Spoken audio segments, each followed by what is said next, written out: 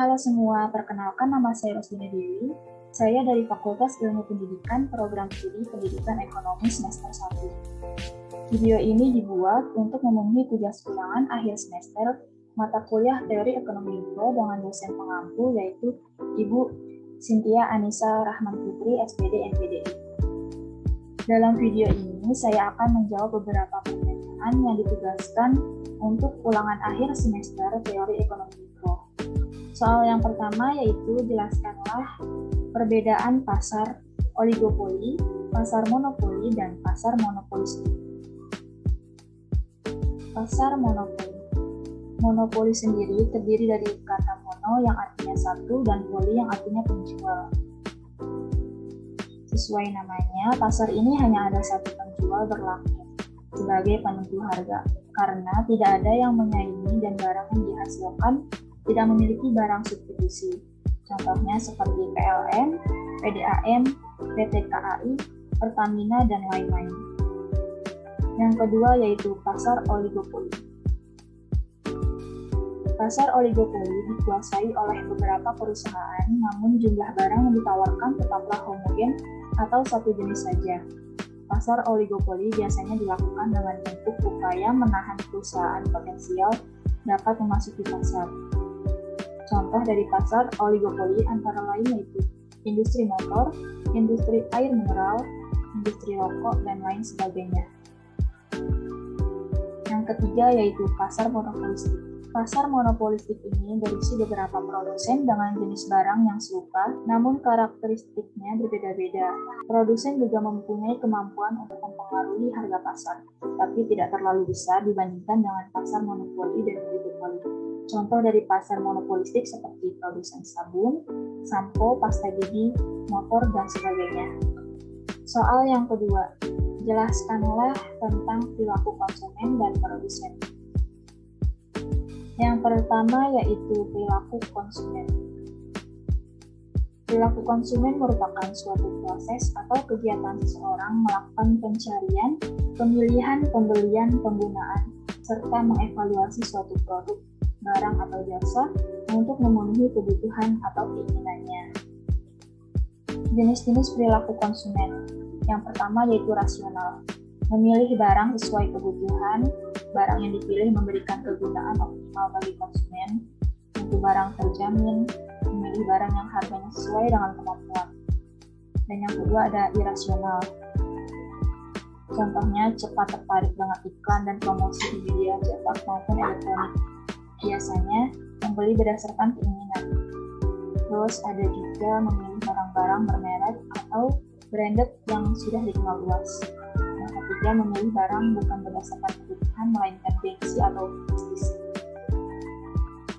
Faktor yang mempengaruhi perilaku konsumen yang pertama ada dari internal, bersumber dari dalam diri konsumen. Yang kedua motivasi, lalu ekonomi, dan sikap.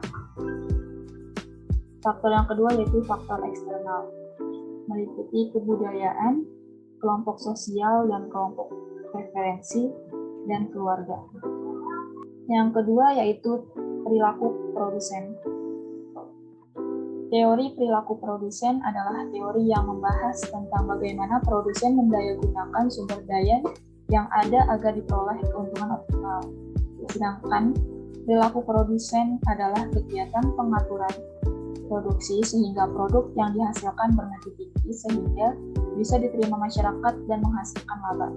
Perilaku produsen dalam kegiatan produksi adalah mencakup perencanaan, pengorganisasian, pengarahan, pengendalian. Faktor yang mempengaruhi perilaku produsen diantaranya yaitu faktor eksternal, faktor organisasi, faktor individu. Soal yang ketiga yaitu jelaskan apa itu pasar persaingan sempurna. Pasar persaingan sempurna merupakan suatu pasar di mana jumlah penjual dan pembeli sangat banyak dan produk yang ditawarkan sejenis. Contoh barang yang dijual pada bentuk pasar ini adalah beras, gandum, kentang, batu bara, dan sebagainya.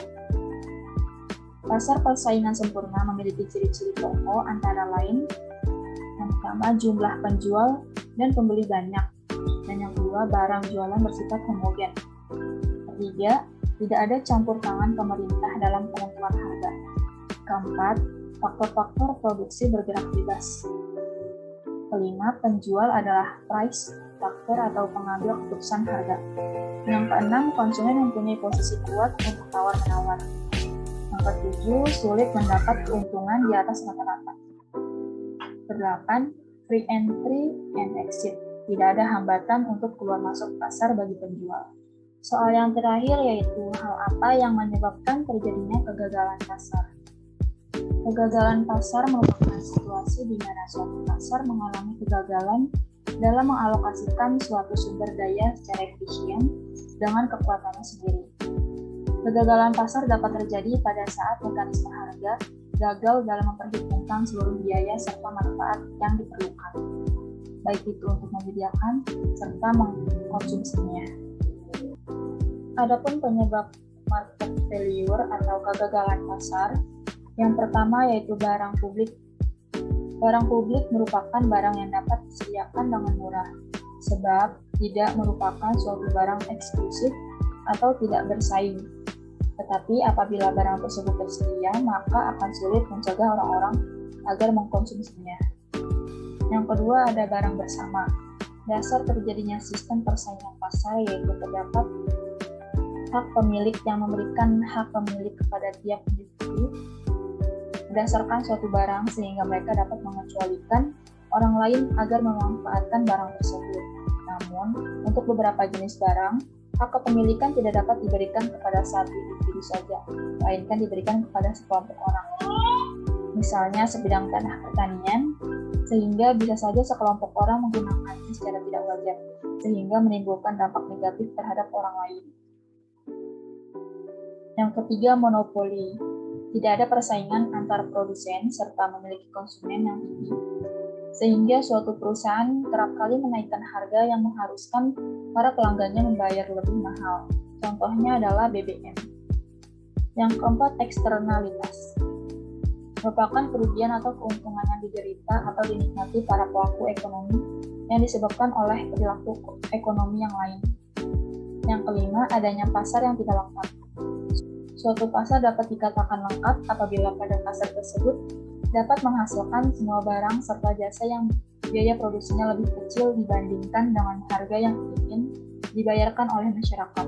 Dan yang terakhir, adanya kegagalan informasi. Suatu informasi yang asimetris atau tidak pasti, atau dalam kata lain yaitu informasi yang inefisien, terjadi pada saat salah satu pihak dari transaksi mempunyai informasi yang lebih banyak serta lebih baik dibandingkan dengan pihak lain. Atau salah satu pihak yang melakukan negosiasi di pasar memiliki informasi yang berhubungan dengan barang yang diperdagangkan sementara pihak lain tidak. Contohnya saja apabila seseorang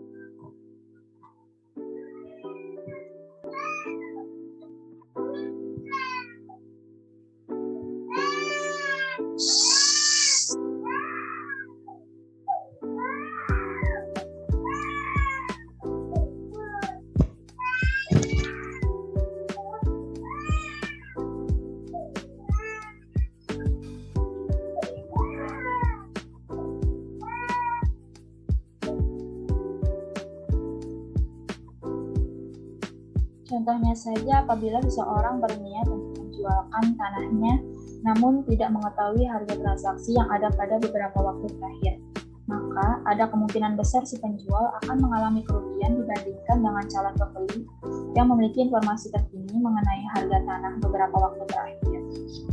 Baiklah, sekian pemaparan jawaban yang bisa saya sampaikan. Semoga dapat bermanfaat untuk kita semua. Saya akhiri. Terima kasih. Sampai jumpa.